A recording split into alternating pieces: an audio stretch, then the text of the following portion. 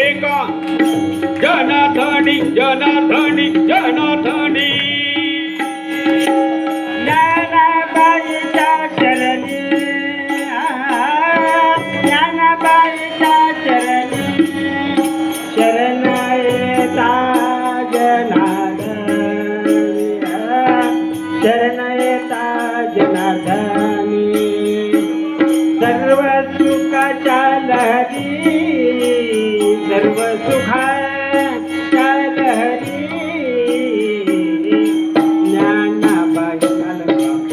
आजच त्यांचा रथोत्सव साजरा झाला आणि त्याच निमित्तानं आपण भजनी मंडळानंही साहित्य वाटपाचा कार्यक्रम आज इथं आयोजित केलाय. यानंतर मी पूजाताईंना विनंती करते की त्यांनी आपलं मनोगत व्यक्त करावं.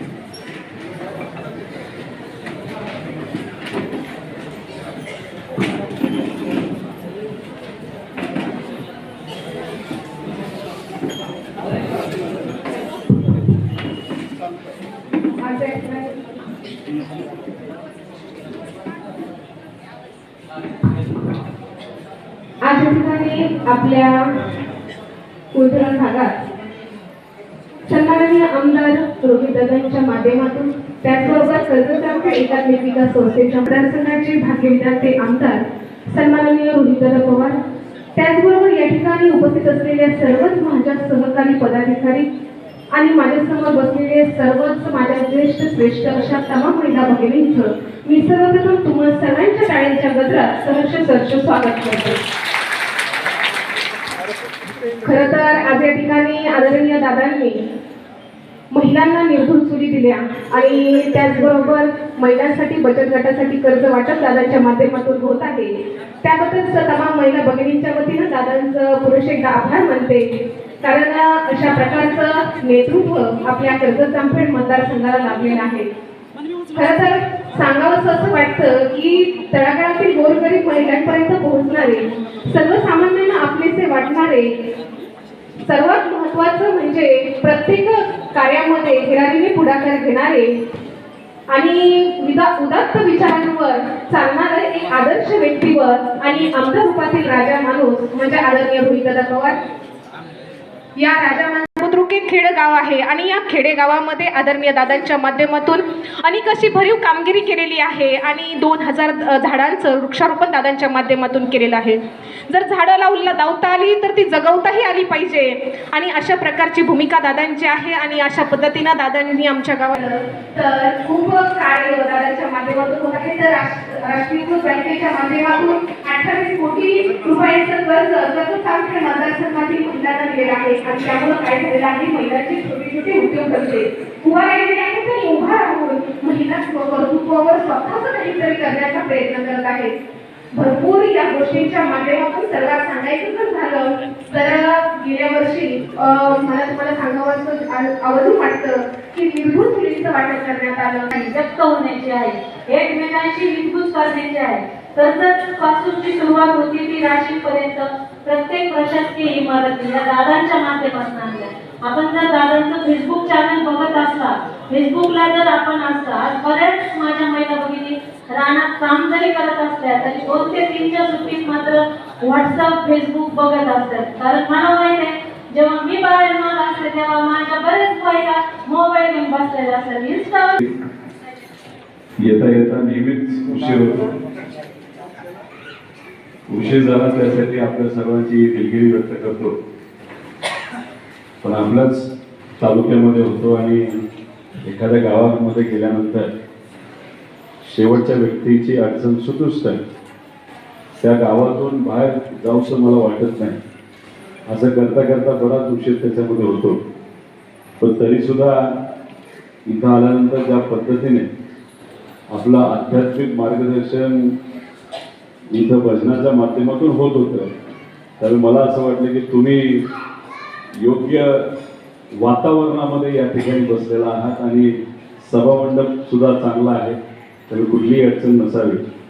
आज इथं आपल्या सर्वांच्या उपस्थितीमध्ये निर्धूल चूल वाटप व तसंच कर्ज वाटप आणि बजली मंडळ साहित्य वाटपाचा कार्यक्रम इथं असणाऱ्या 2-3 गावांसाठी जो आपण इथं घेतला आणि जो आज इथं कुळधरणमध्ये होत आहे, त्या कार्यक्रमासाठी उपस्थित असणाऱ्या पूजाताई सूर्यवंशी, सुवर्णाताई कळसकर असतील, तसंच माधुरीताई लोंढे, राणीताई कानगुडे, शोभांगीताई मोडळे, माधुरीताई काळे, उपस्थित असणारे नानासाहेब भाऊ साबळे, राजेंद्रभाऊ लोंढे, कैलासभाऊ गजमल, सतीशभाऊ कळसकर, लालासाहेब सुद्रे. या भागामध्ये कुठलीही अडचण राहू नये त्याच्यासाठी सातत्याने पाठपुरावा त्यांचा असतो असे शेषरावजी सुपेकर, प्रकाशभाऊ सुपेकर, गणेशजी सुद्रे, संदीपभाऊ गावडे, विजयजी सुद्रे, विजयभाऊ कोकणत, हनुमंतराव भोसले, तात्यारामजी सुपेकर, दत्ताभाऊ पोटरे, गणेशभाऊ गायकवाड, शांतीलालभाऊ मानगे, तसंच सचिनभाऊ मानगे, अण्णाभाऊ कोडवे, रामदासभाऊ जंजिरे, संजयभाऊ मोढे, तसंच संदीपजी रणसैन, उपस्थित सर्वच पदाधिकारी, कार्यकर्ते, सामाजिक कार्यकर्ते, विविध भजनी मंडळाचे सर्व आध्यात्मिक मान्यवर, पत्रकार, ग्रामस्थ, उपस्थित सर्वच बंधू आणि भगिनींना मगाचपासून तुम्हा सर्वांना अनेक लोकांनी मार्गदर्शन केलेलं आहे. त्यामुळे मी खूप काही बोलून आपल्या सर्वांचा वेळ घेणार नाही. पण जेव्हा केव्हा मी हातात माईक घेतो तेव्हा जेवणाची वेळ झालेली असते. मलाही भूक लागलेली असते, तुम्हालाही भूक लागलेली असते. पण हा कार्यक्रम थोडासा लवकर संपेल अशी सगळ्यांचीच अपेक्षा होती. तर मी कदाचित थोडी नाश्त्याची व्यवस्था फक्त केली असेल. एवढा उशीर लागणार असेल असं जर कळलं असतं तर नेहमीप्रमाणे आपण जेवणाची सुद्धा व्यवस्था केली असते. पण इथे हे जे चूल आहे, हे चूल देण्याचं कारण आणि त्याच्या मागचं समीकरण आपल्या सर्वांना सांगतो. माझी आई तुमच्यात असते, तुम्हाला सातत्याने जी भेटत असते, ती एका मातेला भेटल्यानंतर तिला फुफ्फुसाचा त्रास होतो. मग तो फुफ्फुसाचा त्रास असल्यामुळे लगेचच आपल्या आरोग्याची व्यवस्था सज्ज असते. लगेच डॉक्टरांशी आपण बोलणं केलं, त्या मातेला आपण पुण्याला पाठवलं. तिथं असणाऱ्या डॉक्टरांशी चर्चा झाली आणि जी काही ट्रीटमेंट करायची ती ट्रीटमेंट तिथं केली. पण जेव्हा माझ्या आईचं आणि माझं सुद्धा आणि त्या डॉक्टरांचं जेव्हा संभाषण झालं, चर्चा झाली, तेव्हा त्यांनी सांगितलं, म्हणजे आम्ही विचारलं की या अडचणी का होतात. त्यांनी सांगितलं की जेव्हा एखाद्या घरामध्ये चूल असते, त्या चुलीवर जेव्हा जेवण बनवलं जातं, नाहीतर पाणी तापवलं जातं, तिथंच जर महिला बसलेली असेल तर मग त्यांना फुफ्फुसाचा त्रास हा खूप मोठ्या प्रमाणात होतो. त्यांनी उदाहरण सांगताना सांगितलं की जेव्हा एखादी महिला चुलीसमोर स्वयंपाक करत असेल, एका स्वयंपाकामध्ये जेवढा धूर तिथं त्या चुलीच्या मदतीने केला जातो नाही तर होतो, आणि महिला जेवढा धूर एका स्वयंपाकाच्या वेळेस डायरेक्टली आणि इनडायरेक्टली जो हृदयामध्ये नाही त्या फुफ्फुसामध्ये जातो, तो 100 सिगरेट आपण जेवढी ओढतो तेवढा धूर एका स्वयंपाकाच्या वेळेस तेवढा धूर हा महिला तिथं आपल्या फुफ्फुसामध्ये घेत असते. आणि मग ह्याला सातत्य राहिलं तर हळूहळू फुफ्फुस हे निकामी होऊ शकतं, नाही तर त्याची ताकद हळूहळू कमी होऊ शकते. मग हे सगळं झाल्यानंतर मग शेवटी आपण आपल्या मतदारसंघामध्ये जे कोणी राहतात ते आपले कुटुंबीय आहेत. मग या कुटुंबियासाठी आपल्याला काय करता येईल असं चर्चा आम्ही करत होतो. तेव्हा आमच्या घरामध्ये सुद्धा अशीच चूल आहे. तेव्हा आमच्या घरामध्ये सुद्धा तिथं जेव्हा भाकऱ्या केल्या जातात त्या भाकऱ्या सर्व चुलीवर केल्या जातात. आणि मग तिथे हीच चूल, म्हणजे माझ्या घरी सुद्धा हीच चूल आहे. मग ही चूल तिथं आम्ही घेतली होती. आणि मग ती चर्चा झाल्यानंतर मग असं थोडंसं आम्ही विचार केला की कर्जत आणि जामखेडमध्ये ज्याच्याकडे गॅसच नाही असे किती कुटुंब याचा एक अभ्यास आपण केला. 1 वर्षापूर्वीपर्यंत जो सर्वे आमच्याकडे आला होता त्याच्यामध्ये 2700 कुटुंब असे आहेत की ज्यांच्याकडे गॅसच नाही. लगेचच वर्षापूर्वी एका संस्थेने आपल्याला मदत केली. आपण त्यांना चर्चा केली, त्यांना सांगितलं की माझ्या मतदारसंघामध्ये अशी मदत करायचीच आहे, तर त्यांनी लगेच होकार दिला आणि त्यावेळेस आपण 2700 चुली दिला. पण नंतर परत आपण अभ्यास केला की असे अनेक लोक आहेत की त्यांच्याकडे गॅस आहे, तर केंद्र सरकारच्या मधल्या योजनेमध्ये गॅस मिळाला खरं, पण नंतर सिलेंडर इतकं महाग झालं की ते घेण्याला आपल्याला परवडत नव्हतं. तर मी अशा अनेक लोकांकडे गॅस होता, पण सिलेंडरची टाकी 2 वर्ष झालं त्यांनी भरली नव्हती. मग परत त्याचा सर्वे केला आणि तो सर्वे आता कुठेतरी 2500च्या आसपास आलेला आहे. मग 2500ची आता ही चूल वाटप तिथं आपण करत आहोत. आता उद्या जाऊ जेव्हा आपण अजून एखादा सर्वे करू, त्याच्यामध्ये याच्यामध्ये जर कोणी राहिला असेल, नाही तर वर्षभर झालं त्यांनी तिथं गॅसच घेतला नसेल, अशा माता भगिनींसाठी, त्या कुटुंबासाठी आपण अजून एक योजना आपण तर 3-4 महिन्यानंतर तिथं आणणार आहोत. त्यामुळे ही जी चूल आहे 70% कमी धूर असतो. ही मोफत चूल तुम्हाला तिथे मिळणार आहे. पण महत्वाचं काय की तुमचं आरोग्य चांगलं राहावं या हेतूतून ही चूल आपण तिथं देत आहोत. आणि याला लागणारं जे इंधन आहे ना, जो काही लाकूड असतो, पावसाळ्यामध्ये कधी कधी लाकूड भिजतं आणि अनेक अडचणी होतात, तर फार 30-40% छोटस एखादं लाकडाचा तुकडा असेल तरी याच्यावर पाणी गरम होऊ शकतं, दूध गरम होऊ शकतं, अशी ती चूल आहे. मी काही चूल विकतो असं नका समजू, पण इतक्या वेळा मी या बाबतीत चर्चा केली, भाषण केलं की मलाच असं वाटत लागलं माझी चूल आहे का. पण ही चूल हे बारामतीचे आहेत, त्यांनी स्वतः ही चूल विकसित केलेली आहे. याला मोटर आहे, बरंच काय आहे, आणि यांच्याकडनं आपण ती चूल घेतलेली ती आपल्याला तिथं देत आहोत. एकदम सामान्य कुटुंबातल्या एका व्यक्तीने या चुलीचं विकसित केलेलं तिथे फोटो तिथं आहे, आणि मग त्यांच्याकडनं आपण चूल घेऊन ती तुम्हाला देत आहोत. आणि ही चूल माझ्या घरी सुद्धा आहे, तर यांच्यासाठी जोरदार टाळ्या. आणि मग याच्याच बरोबर आरोग्य व्यवस्थेबद्दल मगाशी सांगितलं, मी सहज आकडे बघत होतो. कर्जत आणि जामखेडमध्ये आपल्या 8 ॲम्ब्युलन्स आता चालू आहे. ते काय सरकारी नाही, ह्या आपल्या आहेत. मी असेल, आमचे पदाधिकारी असतील, कार्यकर्ते असतील, या सर्वांच्या माध्यमातून आपण कर्जत आणि जामखेडमध्ये 8 वेगळ्या ॲम्ब्युलन्स चालू करतो. आता त्या ॲम्ब्युलन्सचा फायदा कसा होतो की सगळेच तुम्ही आम्हाला भेटू शकता असं नाही. वस्तीवर ॲम्ब्युलन्स आली, एखादा लहान मुलगा आहे, तिरळेपणा तिथं जाणवला, लगेचच आईला वडिलांना सांगून यांचं ऑपरेशन आपण मोफत करू.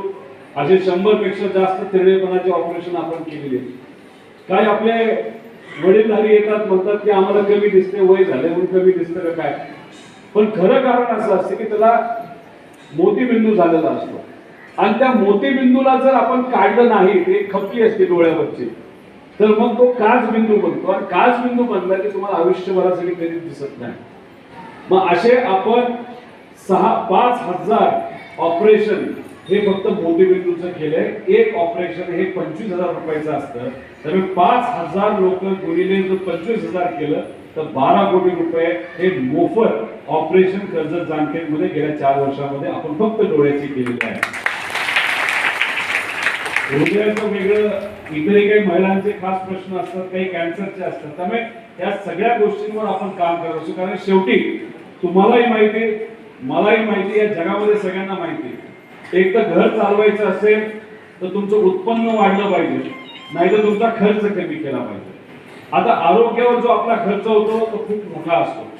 तो जितका कमी करता येईल तेवढा आम्ही प्रयत्न करत आहोत. आता कर्जत, जामखेड आणि मिरजगाव मिळून 180 कोटी रुपयाचं शासकीय आपण मोठं हॉस्पिटल 3 ठिकाणी इथं बांधत आहोत. का?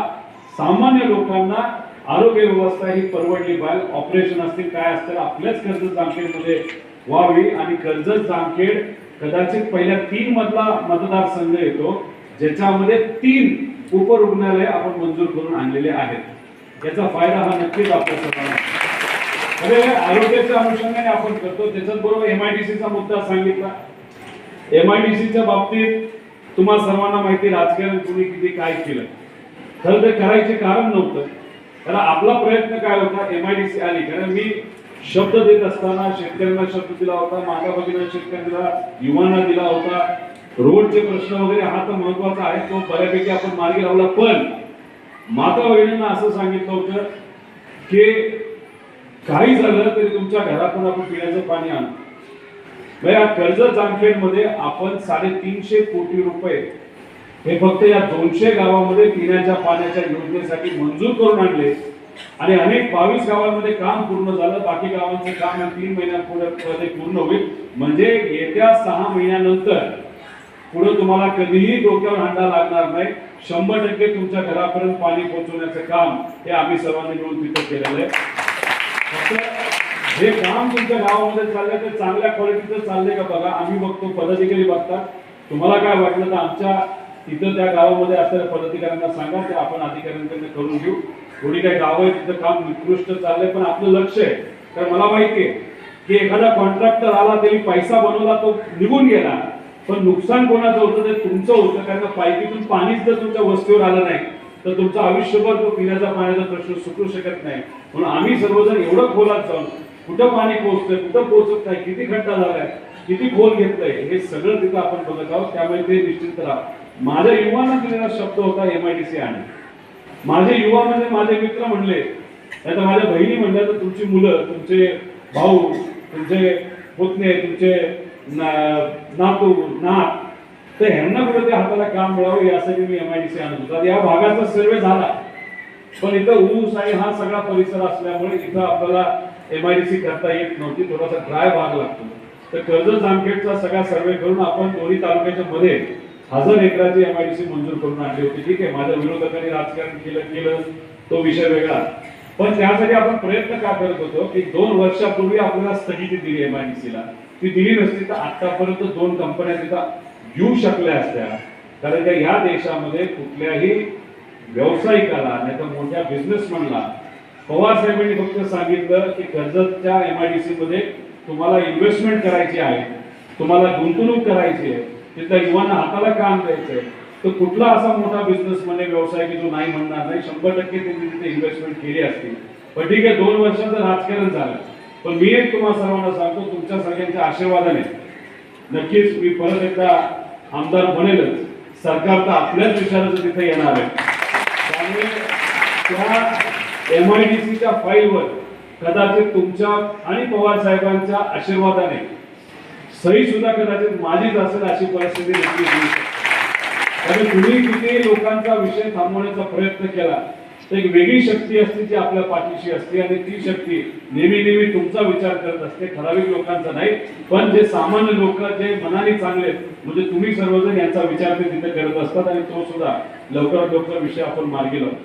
आता याच्यामध्ये महिलांनी आम्हाला हेही सांगितलं होतं, घरी बसल्या काहीतरी आम्हाला हाताला काम पाहिजे. तुम्ही थोडेसे पूर्वीचे दिवस बघा, 19च्या आधी तुम्हाला गाडी घ्यायची असेल, मोटरसायकल घ्यायची असेल तर बँका तुम्हाला तिथं लोन देत नव्हत्या. तुम्हाला तिथं बँकेत जायचं, बसायचं, निघून यायचं. तुम्ही कर्जतला गेला असाल बरेच लोक, पण 2019 नंतर ती परिस्थिती बदललेली आहे.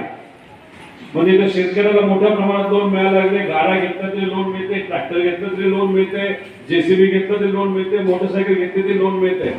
पण ह्याच्यात महिलांना बँकेत जाऊन लोन मिळवणं तसं अवघड होत होतं. बऱ्यापैकी आम्ही अंदाज काढला होता कर्जत जामखेडमध्ये बचत गटाला मी आमदार होण्यापूर्वी किती लोन दिलं गेलं होतं. तो आकडा 50 लाखाच्या पुढे सुद्धा गेला नव्हता. ते सुद्धा सरकारी योजनेच्या मदतीने थोडंफार तिथं असेल.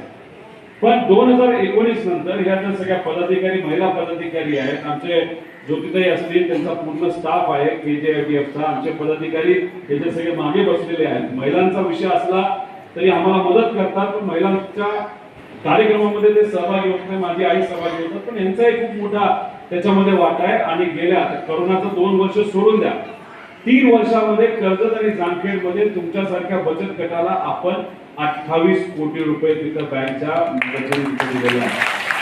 आता याचं व्याज किती आहे? 4% व्याज आहे, वर्षाला 4% व्याज. पण एखाद्या व्याजाच्या माणसाकडनं जर व्याज कर्ज घ्यायला गेलो तर किती टक्के? महिन्याला 3%, वर्षाला 36%, काही ठिकाणी 5% महिन्याला घेतात. म्हणजे वर्षाला किती झाले? 60%. म्हणजे 100 रुपये तुम्ही त्या व्याजाने देणाऱ्या माणसाकडनं पैसे घेतले तर तुम्हाला देताना परत वर्षानंतर किती रुपये द्यावे लागतात? 160 रुपये. पण आपण बँकेला सांगून मदत करून आपल्या टीमच्या मदतीने आपल्याला किती रुपयाला व्याज देतो? 4% जे बँक लावतात ते खरं काँग्रेस आणि राष्ट्रवादीच्या काळामध्ये हे 4% सुद्धा त्यांनी माफ केले होते. आता ह्याच्यात जे बँकेला कागद देऊ शकत नाही अशा अनेक महिला आहेत, त्यांच्यासाठी सुद्धा आपण एक वेगळी व्यवस्था केलेली आहे. त्याच्यातून पण आपण महिलांना तिथं लोन देतो आणि मग असं करून आपण 28 कोटीचं लोन, जसं कुळधरणमध्ये 48 लाखाचं लोन हे महिलांना दिलेलं आहे. अजून एक दुसरा टप्पा आहे तो पुढच्या काही दिवसांमध्ये तिथं मंजूर होणार आहे. बांबुऱ्यामध्ये 1,80,00,000 झाले, म्हणजे कालच 43 लाख रुपये बँकेने तिथं मंजूर केलं, म्हणजे 1,80,00,000 आहे. आणि जलालपूरचे काहीतरी 42 लाखाच्या आसपास तिथं लोन आपण हे दिलेलं आहे. आता ह्याच्यातून आपण जे कराल, जे निर्माण कराल, त्याचा फायदा हा तुम्हाला सर्वांना होईल. त्यासाठी ही मदत तिथे केलेली आहे. त्यामुळे आई माझी काम करत असते, माझे वडील काम करत असतात, हे पदाधिकारी काम करत असतात, महिला असू द्या, पुरुष असू द्या, आमचं ऑफिस असू द्या, म्हणजे हे तुमच्या सर्वांसाठी तिथे काम करत असतात. का तुम्हाला अडचण येऊ नये म्हणून.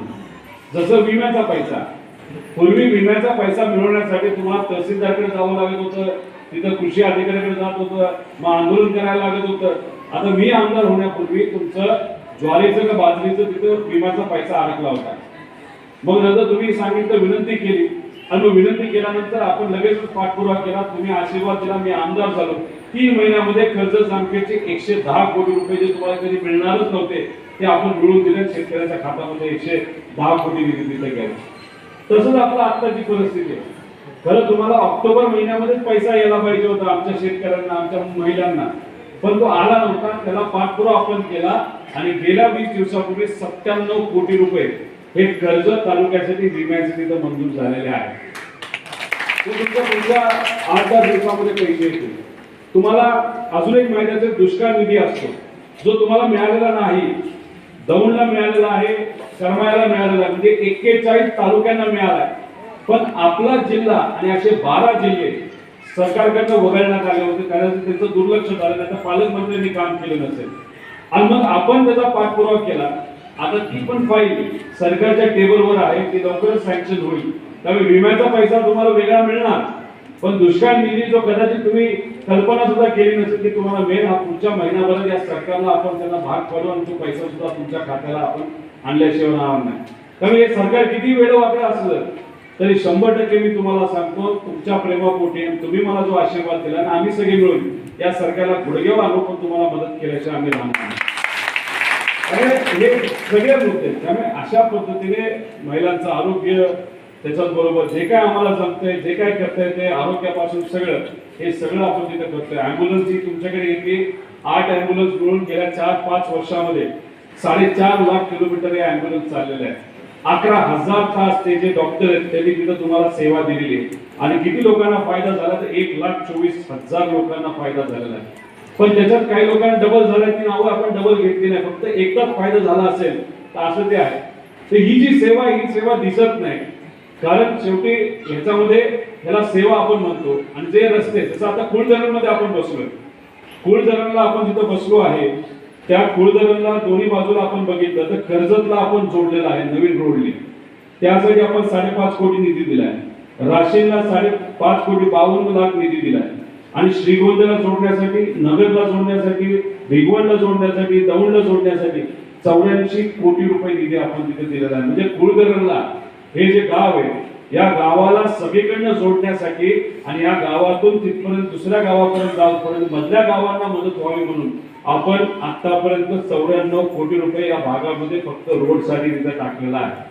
बांबोऱ्यासाठी सुद्धा तुम्ही बघितला तर आपला सिद्धटेक ते राशीन अख्खा रोड हा सिमेंटचा तिथं आपण बनवत आहोत. का? त्यातून तुम्हाला फायदा व्हावा, शेतकऱ्याच्या पशी व्यापारी यावे, चांगला भाव आपल्याला मिळाला, ॲम्ब्युलन्स असेल, ॲम्ब्युलन्स लवकर हॉस्पिटलमध्ये जावे, शाळेच्या गाड्या असतात, कुठेही काय असेल तर जेवढं काय आपल्याला जमलंय ते आपण करण्याचा प्रयत्न केला. आणि हे करत असताना मी एकटा करतो असं नाही, आध्यात्मिक ताकद असते. त्यामुळे आध्यात्मिक क्षेत्रामध्ये सुद्धा मला जे काय करता येईल ते प्रामाणिकपणे करत असतो. जसं की आता इथं आपण जे भजनी मंडळाला जे साहित्य या ठिकाणी वाटत, ही एक सेवा आहे, कारण ते स्वतः तिथं पुढे सेवा देत असतात. संतांचा विचार या महाराष्ट्रामध्ये लोकांच्या मनामध्ये आणि गावाकोपऱ्यामध्ये कोणामुळे गेला तर ह्या सर्व लोकांमुळे गेला. ह्यांनी भजन तिथं गायलं आणि तो संतांचा विचार शेवटच्या काळापर्यंत त्यामुळे अशा मान्यवरांना जिथं कुठं सेवा आपण जर दिली तर ते काय करणार आहेत, तर व्यक्तिगत काहीच करणार नाही, तर ते पुढे जाऊन अजून लोकांना तिथे सेवा देणार आहेत. त्यामुळे हे जी काही कामं आहेत ती आपोआप आपल्या हातून होत असतात आणि तीच कामं येत्या काळामध्ये आपल्याला करायची. जसं हा सभा मंडप अनेक लोकांना वाटत होता हा एवढा मोठा होणार नाही, पण तो आपल्याला आई करून दिला, म्हणजे आई म्हणजे देवी आपल्याकडनं तो करून घेतला. अख्खा सभा मंडप हा यांच्या सगळ्यांच्या मागणीवर इथं 38 लाखाचा आपण केला. इथं लग्न सुद्धा होऊ शकतं एखाद्या गरीबाचं. आणि मग अशा पद्धतीने आपण काम का करू शकतो, कारण तुमचा आशीर्वाद आहे. आणि या महाराष्ट्रामध्ये आमचं कुटुंब फुटलं, आमची पार्टी फुटली, तरी सुद्धा आदरणीय पवार साहेबांबरोबर आम्ही लढायला का तयार आहे. आणि खास करून मी का तयार आहे, कारण तुम्ही मला लढायला शिकवले, त्यांचं जामखेडकरांनी ते लढायला शिकवलं. कारण तुम्ही जर मला लढायला शिकवलं असेल तर येत्या काळामध्ये किती मोठी लोक येऊ द्या, सगळ्यांबरोबर मी भिडायला तयार आहे. त्यामुळे मी कोणालाही घाबरत नाही, एवढंच इथं सांगतो. आणि हा कार्यक्रम म्हणजे मी भाषण केल्यानंतर प्रातिनिधिक स्वरूपात आपण 5 चुली इथं देणार आहोत. भजनी मंडळ आपण त्यांना साहित्य देणार आहोत. काहीचे प्रातिनिधिक स्वरूपात 15 मिनिटाचा कार्यक्रम आहे. तो कार्यक्रम झाल्यानंतर मी इथंच बसून थोडा वेळ राहणार आहे. जर कोणाचं काही शेतकऱ्याचं, महिलांचं, कोणाचं काही विषय असेल तर तुम्ही आम्हाला सांगा. डोलवर आपलं काम सुरू आहे. ही जी लाडकी योजना आहे सरकारच्या मदतीने ती राबवली जावी यासाठी आम्ही सुद्धा पाठपुरावा योग्य पद्धतीने करत आहे. सॉफ्टवेअर बंद पडतंय. आम्ही अधिकाऱ्याशी मंत्रालयामध्ये बोललेलो आहे की सॉफ्टवेअर बंद पडून देऊ नका, आम्हाला अडचणी होऊन देऊ नका, रात्रीच ते माहिती भरावी लागते. हे जे काय आहे आम्ही तिथं पाठपुरावा करत आहोत. त्याच्याच बरोबर जाता जाता एवढंच सांगतो, आदरणीय पवार साहेब आणि आमच्या सगळ्या नेत्यांबरोबर आमची चर्चा झाली. महाविकास आघाडी सरकार म्हणजे आपलं सरकार या इलेक्शन नंतर 100% या महाराष्ट्रामध्ये येणार आहे. आणि तेव्हा आमची ही जी लाडकी बहीण योजना या सरकारने काढलेली फक्त इलेक्शन डोळ्यासमोर ठेवून ती आपण बंद करणार नाही. उलट त्याच्यामध्ये अधिकची ताकद देऊन, अधिक पैसे आपल्याला देऊन अजून मोठी कशी करता येईल याचा विचार आपण करणार आहोत. कारण का आपण जिथं जिथं कोणाला कुठला फायदा होत असेल तो फायदा कधी कोणाकडे हिरावून घेत नाही, उलट त्याच्यामध्ये वाढच करत असतो. आणि महाविकास आघाडी 100% त्याच्यामध्ये वाढ करेल असा विश्वास इथं आपल्या सर्वांना मी व्यक्त करतो. उशीर होऊन सुद्धा तुम्ही एवढ्या जोमात आणि एवढ्या ताकदीने इथे उपस्थित राहिला त्यासाठी मी आपल्या सर्वांचे आभार व्यक्त करतो आणि थांबतो. रामकृष्ण हरी. विकास ही प्रक्रिया आहे, पण प्रत्येक माणसाकडे त्यांनी खूप बारकाईने लक्ष देऊन या सगळ्या कामाची बीजं रोवलेली आहे. कर्जत जामखेड खूप नशिबवान आहेत, कारण कर्जत जामखेड सोडल्यानंतर बाकीच्या तालुक्यांमध्ये आपण गेलो, आपण पाहिलं तर विकास हा फक्त पेपरवरती आणि दाखवायला, जसं लाडकी बहीण योजनेची गाडी फिरतीये तसाच तो दिसतो आपल्याला. यानंतर आपण प्रातिनिधिक स्वरूपात चुलीचं वाटप करणार आहोत. बाकीच्या लोकांची जी नावं नाही आहे ना त्यांना आपण पाठीमागे ठेवलेलं आहे, त्या स्टॉलवरती मिळतील, पण मी नावं घेते. रेखा संजय पाठक, वैशाली अप्पा शिंदे कोपर्डी, मुन्मी बाळूबाई शेख, सरस्वती बालचंद्र सुपेकर, कौशल्या विठ्ठल अस्वले, सुनीता सतीश गोयटे. पुढे या पटकन सगळे. शीतल सतीश कुरंगे, समरींद्र किक्षे, लीला भवन गायकवाड, रंजना अर्जुन खराडे यांनी पुढे यायचे. हा 10 जणीच पुढे बोलवले आपण. प्रिया मॅडम 10 जणी बघा.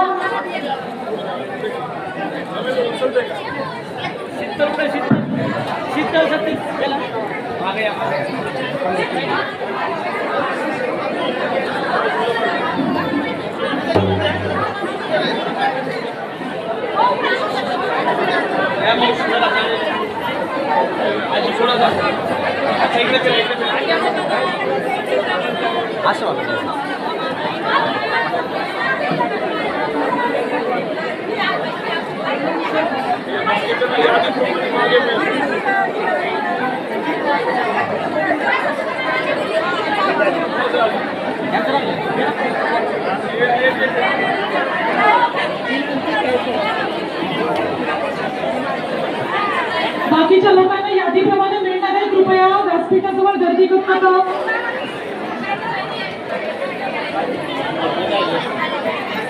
प्रातिनिधिक स्वरूपात आपण 10 जणींना या चुलीचं वाटप करायला आहोत.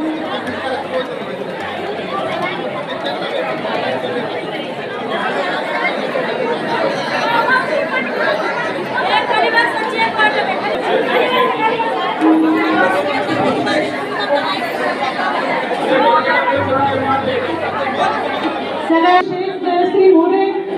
प्रतिभा मोरे, प्रतिभा विजय पवार, अलका बोलते. 2 मिनिटं मला एक फोटो काढून दे. मला एक नाही या गटातल्या सर्व सदस्यांनी पुढे यायचे.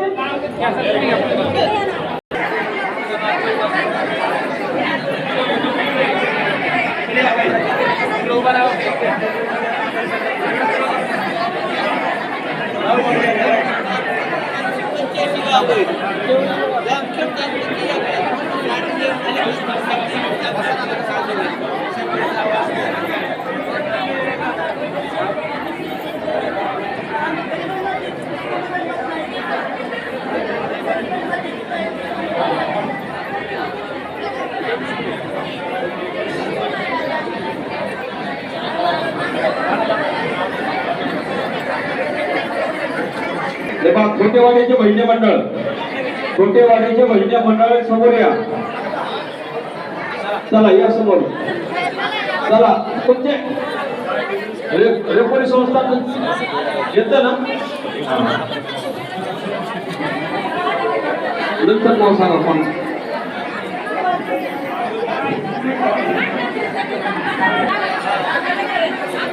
महाराजगाव दगडी विठ्ठल भजनी मंडळ.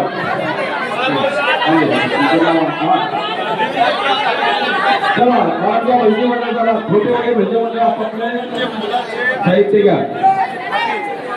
आहे का दादा, आहे ना.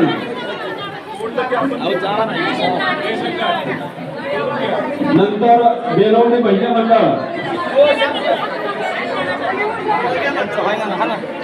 त्याच्यानंतर बेलवडी भजनी मंडळ, नंतर भोसा भजनी मंडळ. खोटेवाडी गुरगाव पुढे यायचे. छोटेवाडी बसा. छोटेवाडी छोटेवाडी छोटेवाडी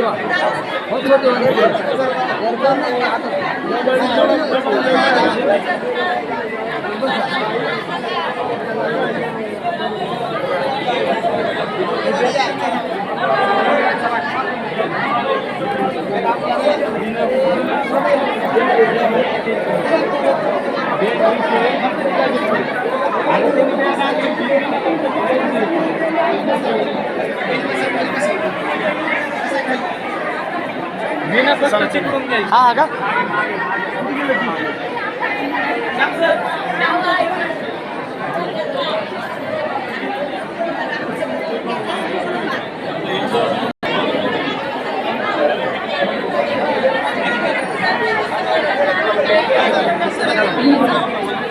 पुढच्या भजनी मंडळाला विचारायचं काही महिला भजनी मंडळ बारडगाव नगरी. बारडगाव नगरी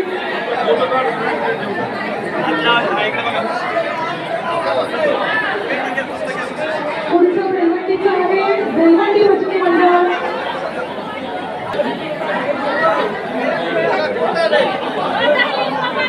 चला